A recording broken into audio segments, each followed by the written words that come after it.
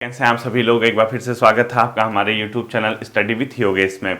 आज आपकी crash course की डे 71 होती है, यानी अब आपकी सिर्फ 19 क्लासेस बचती हैं और मैंने आपसे प्रॉमिस किया है कम से कम एक महीना पहले आपके एग्जाम से आपको मुक्त कर दिया जाएगा इस क्रैश कोर्स से। यानी एक महीना आपको पचाने के लिए भी चाहिए ना, पचाने के लिए भी बहुत बड़ी बात नहीं, क्योंकि 30 दिन है तो मान के चलिए 90 क्लासेस एक दिन में 3 क्लासेस तो पचानी पड़ेंगी, डाइजेस्ट करना पड़ेगा। बिना डाइजेस्ट किए कैसे एग्जाम में जाओगे बताओ। ठीक है, देखिए आज के दिन का जो पहला क्वेश्चन है, भारत का क्षेत्रफल के हिसाब से आपको पता है सबसे बड़ा और सबसे छोटे राज्य ये तो पता होंगे। क्षेत्रफल के अकॉर्डिंग कभी कभी ना बहुत छोटे क्वेश्चन भी आते हैं।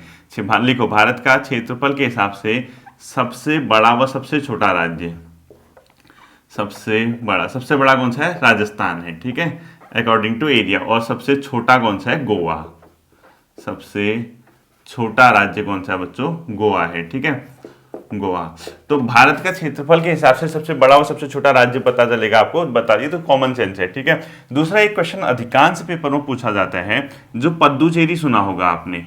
ठीक है, पुडुचेरी ये भारत के कितने राज्यों में फैला है? तो पुडुचेरी जो केंद्र शासित प्रदेश है कितने राज्यों में फैला है ये लिखो। ये 3 राज्यों में है। ठीक है, 3 स्टेट में है, 3 राज्यों में ये अपने आप में क्या हुआ है? फैला हुआ है।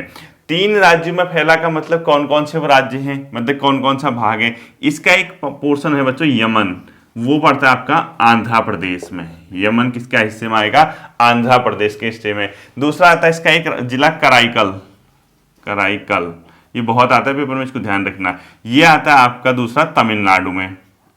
और तीसरा आता है माहे, ये अरबियन सी के पास केरला में आता है। ठीक है, ये प्रश्न आपको ध्यान में रखना है कि जो पुडुचेरी है भारत के कितने राज्यों में अपनी मतलब उसकी फिजिकल लोकेशन है? 3 अलग अलग राज्यों में फैला हो, क्योंकि वो है क्या? केंद्र शासित प्रदेश। यमन आंध्र प्रदेश में, कराईकल तमिलनाडु में, माहे कहाँ पर है? अपने आप में केरल में। इसको ध्यान रखना। ठीक है, अब देखो विश्व में भारत का क्षेत्रफल की दृष्टि से कौन सा स्थान है?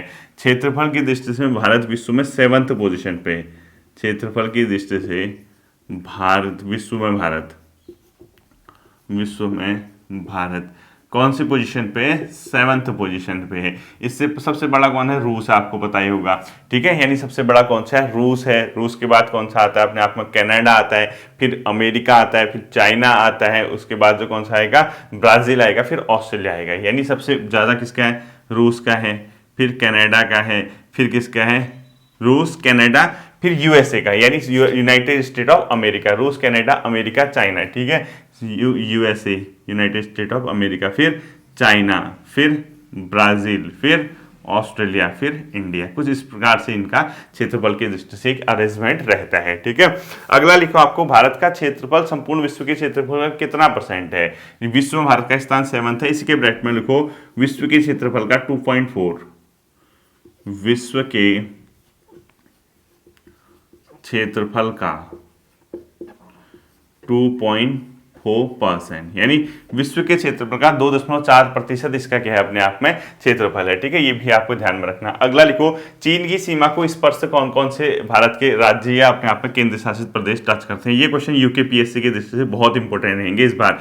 आप एक काम करना, भारत के जितने भी पड़ोसी देश हैं उनकी बाउंड्री को टच करने वाले भारत के यूटी प्लस अपने आप में केंद्र शासित प्रदेश और स्टेट। ठीक है, चीन की सीमा पे कौन कौन सा लगा है? देखो चीन की सीमा लगती है कहाँ? JNK, ये अपने आप में क्या हो गया? यूटी हो गया। लद्दाख के नीचे कौन सा आएगा?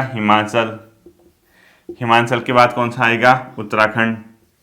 उत्तराखंड के बाद कौन सा आएगा? अपने आप में सिक्किम का इलाका, फिर अरुणाचल प्रदेश का। तो लिखो हिमाचल के बाद आप लोग क्या लिखोगे? सीधे सिक्किम, और लास्ट क्या लिखोगे? अरुणाचल प्रदेश। ठीक है, ये जो है अपने आप में किसको टच करते हैं?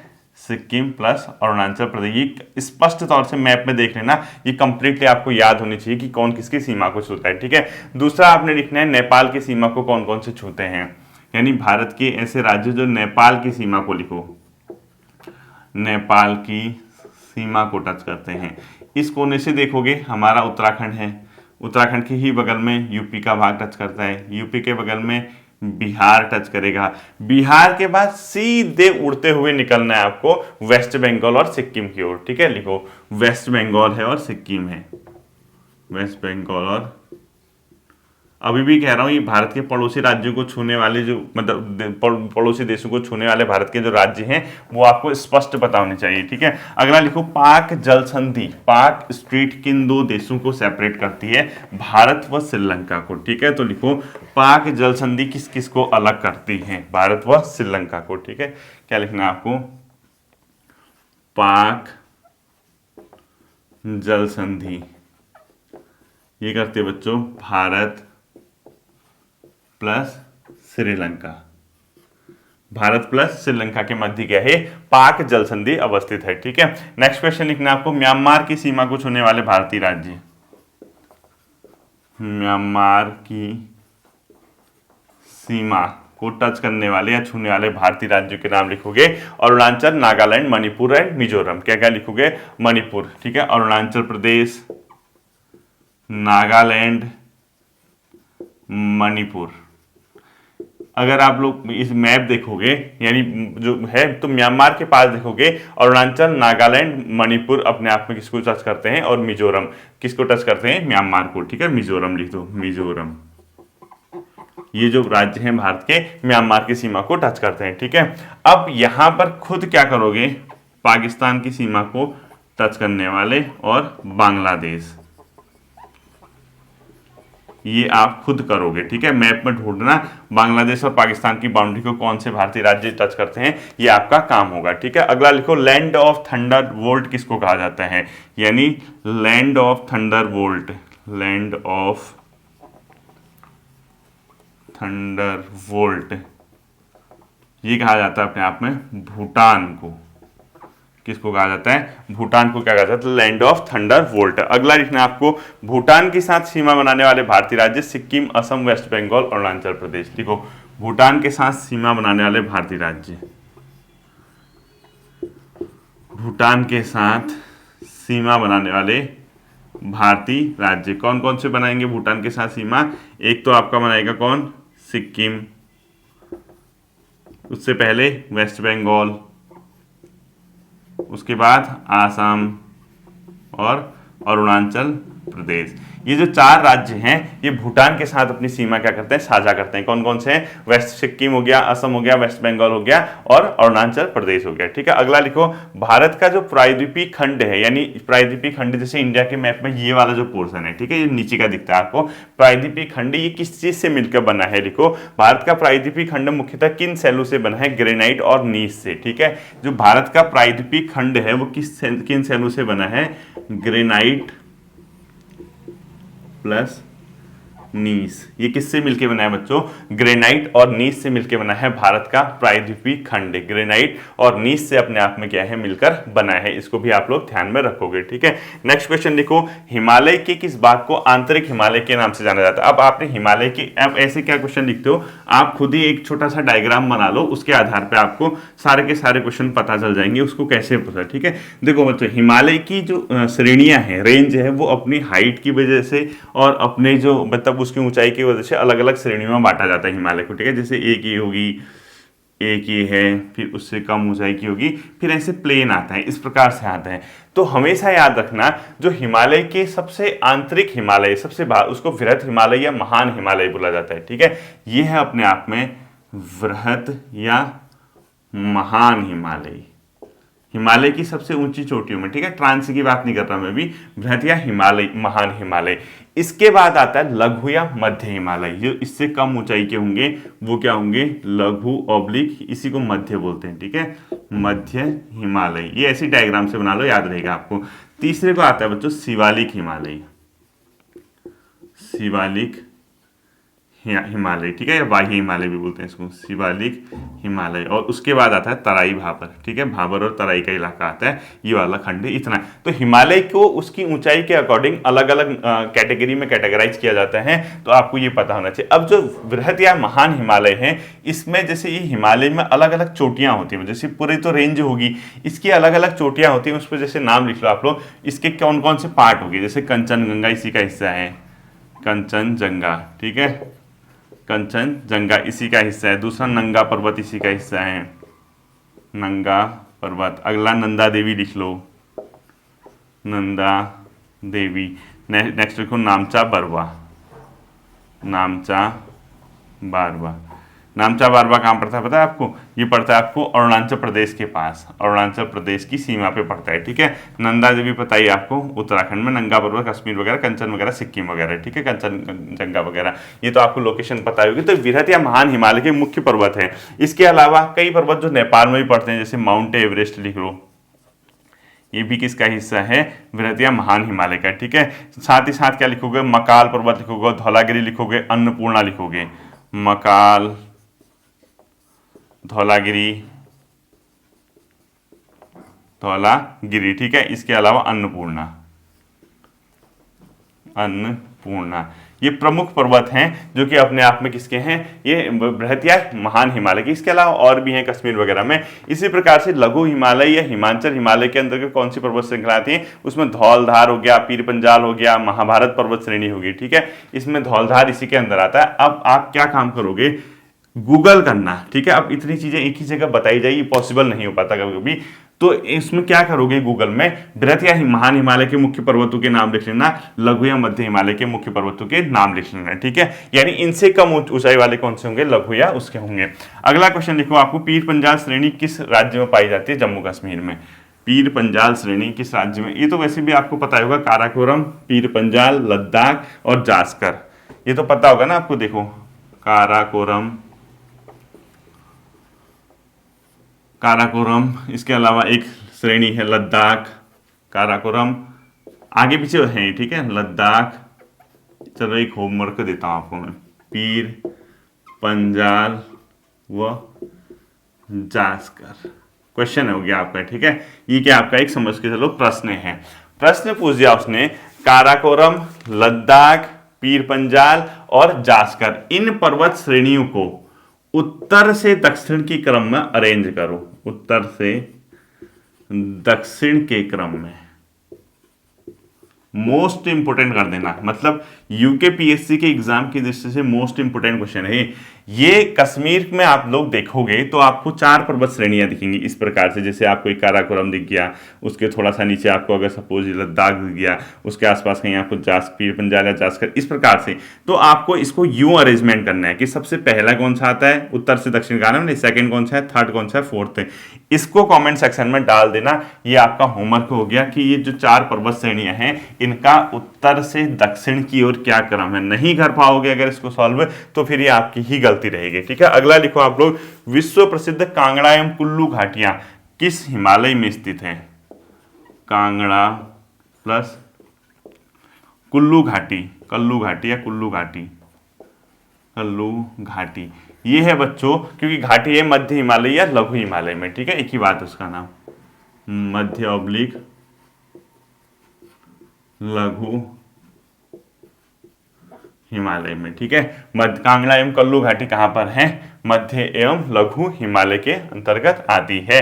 अगला लिखो आप लोग, जो निम्न हिमाचल या शिवालिक के बीच स्थित लंबवत घाटी को क्या कहते हैं? लिखो, दून घाटी पाई जाती है, लिखो ऐसे, दून घाटियां ये पाई जाती है बच्चों लघु ऑब्लिक व शिवालिक के मध्य। शिवालिक मतलब ये एक ही बात है, मध्य और लघु एक ही बात है, एक ही चीज है वो, शिवालिक के मध्य। कभी कभी पूछता है ना, दून एवं द्वार नाम की घाटियां पाई जाती हैं, दून एवं द्वार भी कर दो इसको, द्वार नाम की घाटियां, जैसे देहरादून हो गया, पाटलिदून हो गया, कोटद्वार हो गया, इस टाइप के ना। दून एवं द्वार घाटियां कहाँ पाई जाती हैं? अपने आप में लघु और शिवालिक के मध्य पाई जाती है। और ये क्या होती हैं? कुछ भी नहीं है बच्चों, एक प्रकार की घाटियां हैं जो अपने आप में किस प्रकार की होती हैं? लंबवत घाटी होती हैं, ठीक है। ये कहाँ पाई जाती है? ये क्वेश्चन पूछता है। अगला लिखो, बराक नदी किन राज्यों की महत्वपूर्ण नदी है? बराक नदी ये है मणिपुर प्लस मिजोरम की, मणिपुर प्लस मिजोरम, मणिपुर प्लस मिजोरम की क्या है? बराक नदी एक महत्वपूर्ण नदी है। अगला लिखो, विश्व का सबसे बड़ा नदी द्वीप माजुली किस नदी पर स्थित है? विश्व का सबसे बड़ा द्वीप, कभी कभी ये भी आता है नदी द्वीप, विश्व का कभी कभी पेपर में पूछता है कि सबसे बड़ा नदी द्वीप कौन सा है? सबसे बड़ा नदी द्वीप कौन सा है? माजुली है। और ये माजुली जो द्वीप है ये किस नदी पे है? ब्रह्मपुत्र पर, ये प्रश्न भी पूछता है कि विश्व का सबसे बड़ा नदी द्वीप माजुली द्वीप किस नदी पर अपने आप में अवस्थित है? माजुली द्वीप जो है अपने आप में ब्रह्मपुत्र नदी पे है। इसके बाद आपका अगला सेक्शन आता है उत्तराखंड। चूंकि उत्तराखंड जब तक आप नहीं पढ़ोगे आपकी आत्मा को तृप्ति नहीं मिलेगी। हालांकि अब यूपीपीएससी करा रहा है एग्जाम, तो पहले के कंपैरिजन में, ये तो नहीं कहूंगा कि कंप्लीटली, पहले के कंपैरिजन में आपको उतना ज्यादा प्रभावित अब उत्तराखंड नहीं करेगा। ठीक है, बहुत डरने की जरूरत नहीं है। तो पहला लिखो, नैनीताल की खोज किसने की थी? इसी प्रकार के क्वेश्चन पूछता है यूपीपीएससी। नैनीताल की खोज लिखो, ये की थी 1841 में, 1841 में पी बैरन के द्वारा। ठीक है, पी बैरन के द्वारा क्या की गई थी? नैनीताल की खोज की गई थी 1841 में। अगला लिखो, नैनीताल में सबसे बड़ा भूस्खलन कब हुआ था? ये तो लिखने की जरूरत नहीं। नेक्स्ट क्वेश्चन लिखो, नैनी झील को स्कंद पुराण में क्या कहा गया है? नैनी झील को स्कंद पुराण में, नैनी झील को स्कंद पुराण में क्या कहा गया है? ये कहा गया, बताओ, त्रिऋषि सरोवर। क्या कहा गया? त्रिऋषि सरोवर। ठीक है, त्रिऋषि सरोवर कहा गया है किसको? ये अपने आप में नैनी झील को स्कंद पुराण में। अगला क्वेश्चन लिखना आपको, उत्तर का वाराणसी किसको कहा जाता है?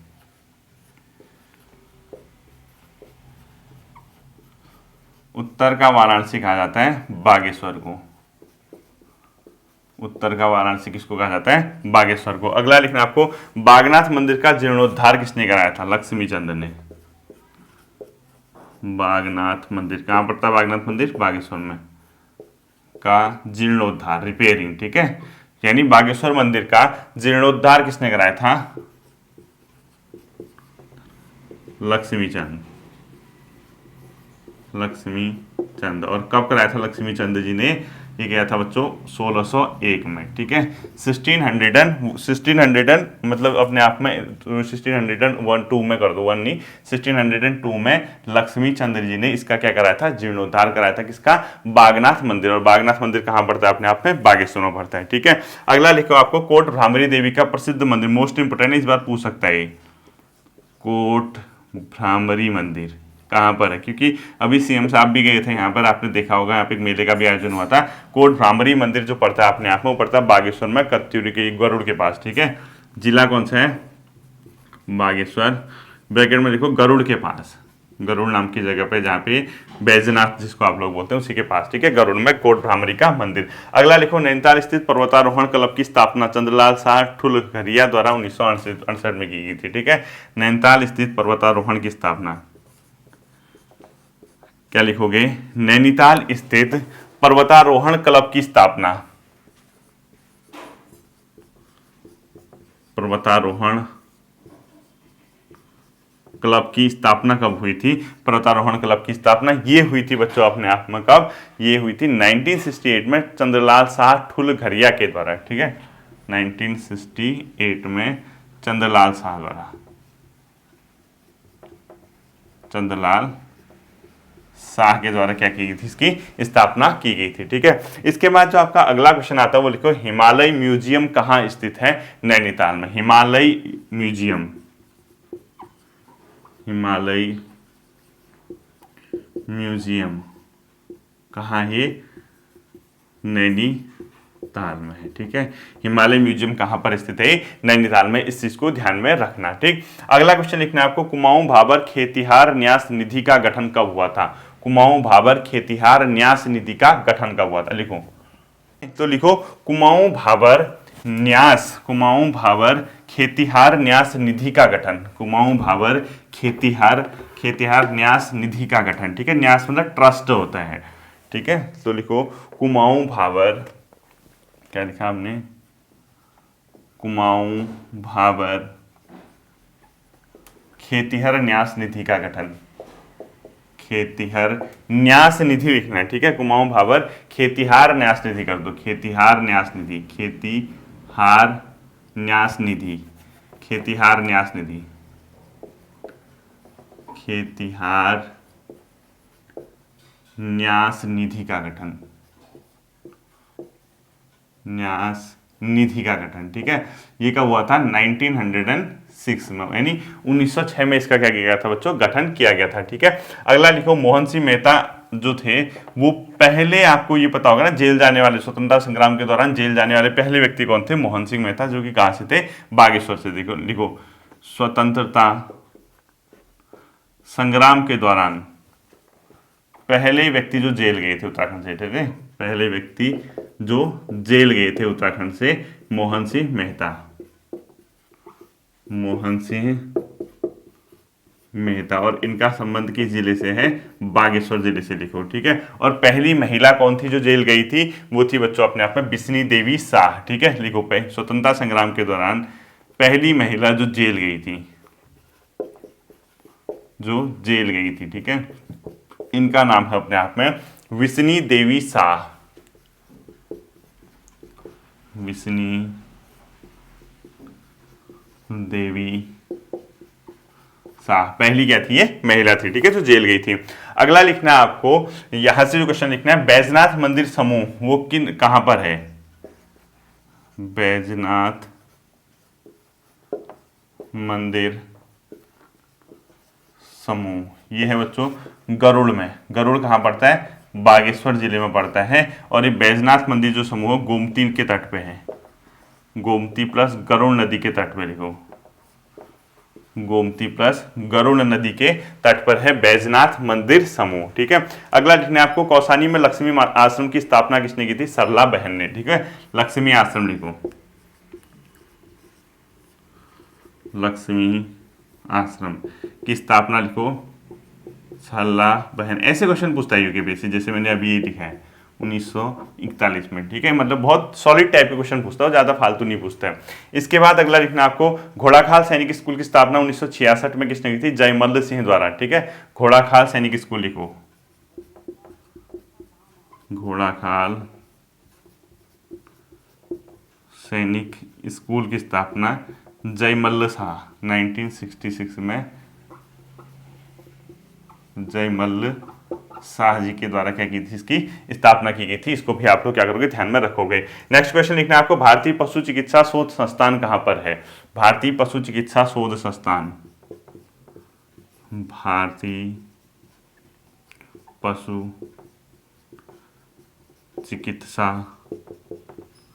शोध संस्थान, ये कहां पर है? मुक्तेश्वर में। ठीक है, मुक्तेश्वर कहां पड़ता है? नैनीताल में। और इसकी स्थापना कब हुई थी? 1893 में। लिखो, 1893 में इसकी स्थापना हुई थी एल्फ्रेड लिंगार्ड के प्रयास से। ठीक है, किसके प्रयास से हुई थी? यहां पे लिखो, एल्फ्रेड लिंगार्ड के प्रयास से। अल्फ्रेड लिंगार्ड के प्रयास से इसकी स्थापना की गई थी। कब? अपने आप में 1893 में। अगला लिखना है आपको, लोक संस्कृति संग्रहालय खुटानी की स्थापना कब हुई थी? लोक संस्कृति संग्रहालय कहां पर है? पहले खुटानी, नैनीताल जिले में। ठीक है, भवाली के पास। लोक संस्कृति संग्रहालय लिखो, यशोधर मठपाल जी का है, अपने आप में स्थापना की थी लोक संस्कृति संग्रहालय।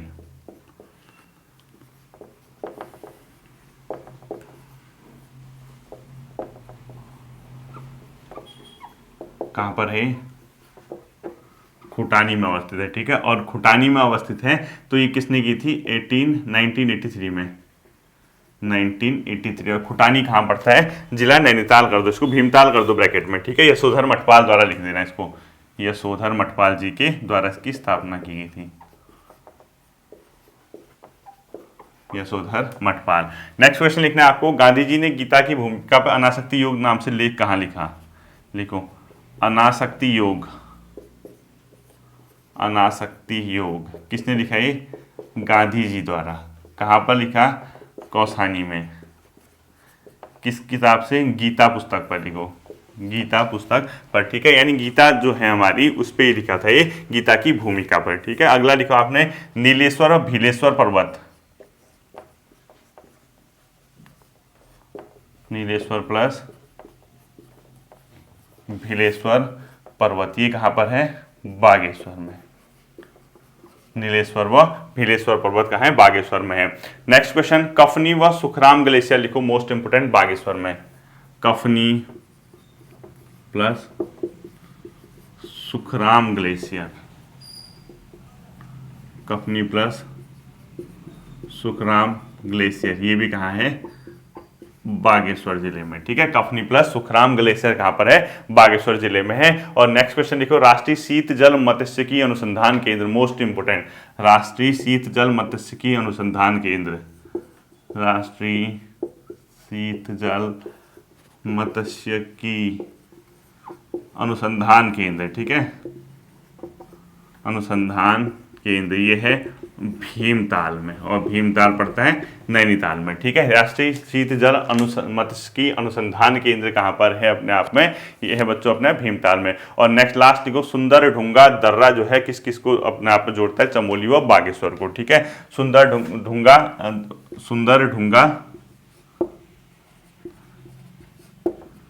दर्रा, ये कहाँ है, बागेश्वर प्लस चमोली के मीटर, बागेश्वर प्लस चमोली के मध्य में अपने आप में सुंदर ढूंगा नाम जो दर्रा है, इसको दर्रा मत करना, इसको ग्लेशियर करना है, सुंदर ढूंगा ग्लेशियर करना है इसको। ठीक है, क्या करोगे, ग्लेशियर करोगे, थोड़ा कंफ्यूज हो गया था। अब दर्रा भी ऐसा है ना, देखो सुंदर ढूंगा वहाँ पे तो ग्लेशियर है।